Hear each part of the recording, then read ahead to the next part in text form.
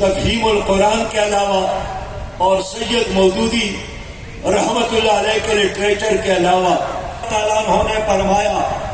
کہ لوگوں آپ بازار میں پھر رہے ہو اور مدینہ کی مسجد میں لوگ نبی مہربان صلی اللہ علیہ وسلم کی میراث کو تقسیم کر رہے ہیں۔ صحابہ کرام جب اپنا کاروبار چھوڑ کر مسجد نبوی میں داخل ہو گئے تو حضرت سے پوچھا، ابو ہریرہ وہ مال اور اسباب کہاں ہے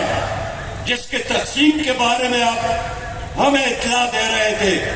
نبی نے ہمارے لیے سونا اور چاندی نہیں چھوڑی، ہمارے نبی نے قرآن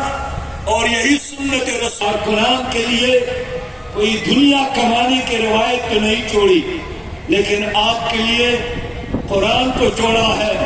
نبی پر رہنے اس پر مٹنے کی روایت چھوڑی ہے، اور اگر آپ کے دلوں میں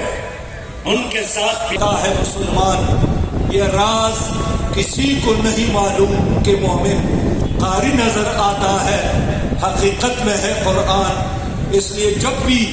آپ نے اپنے قرآن کریم کا مطالعہ شروع کیا آپ کو وہ ضرور یاد رہے گا، لیکن میں یہی چاہتا ہوں کہ جدید کے لیے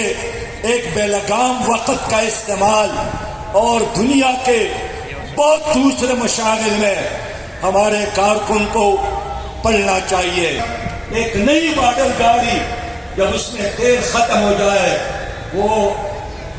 سڑک کے کنارے نہیں، وہ بیچ راستے میں کھڑی ہو جاتی ہے، اور پھر ہمارا کارکن چھوٹے چھوٹے بہانوں کو بڑے بڑے وزر کے شکل میں پیش کرتا ہے۔ ان کی یہ بات میں آپ کی خدمت میں رکھنا چاہوں گا۔ میرے پیارے بھائیوں، میں عرض کرنا چاہتا ہوں